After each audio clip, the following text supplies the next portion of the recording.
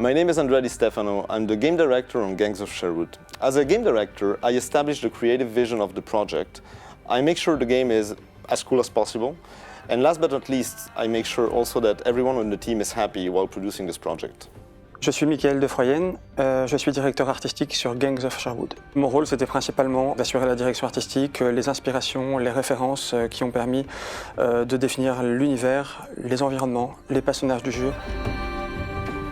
When we started out on Gangs of Sherwood, we knew that we wanted to create a fast action game, and the Robin Hood world and legend were a natural fit for the kind of game we wanted to make. When we started researching the project, we didn't limit the scope of our research to the most famous contemporary movies or books.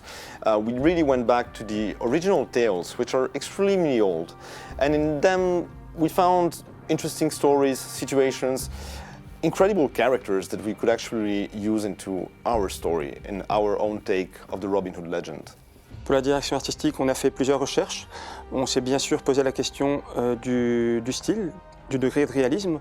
On a opté pour une ambiance assez particulière, assez sombre, mais en restant dans une représentation réaliste des différents éléments du jeu. Par contre, on exploite quand même certaines particularités, comme l'extrapolation des formes ou une certaine symbolique. When it comes to the characters of Gangs of Sherwood, the four main characters are, let's say, classic characters that most people know from the Robin Hood legend, right? You have Robin Hood, of course, we have Maid Marian, Little John, and Friar Tuck.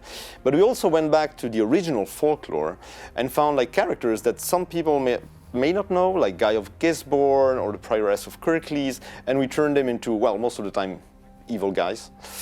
But the idea behind this is that we really wanted to provide a broader look at the whole Robin Hood lore. Pour le design de Alain Nedel, on voulait être différent de ce qu'on imagine en général de ce personnage.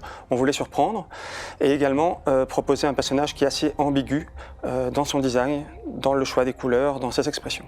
So when it comes to the Robin Hood legend and world, we're definitely doing our own take on the whole story, right?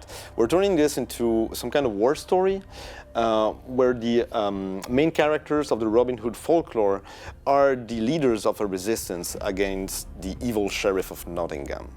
On top of that, we place the technology of the world in a way more advanced state than the classic Robin Hood technology, so medieval. Right?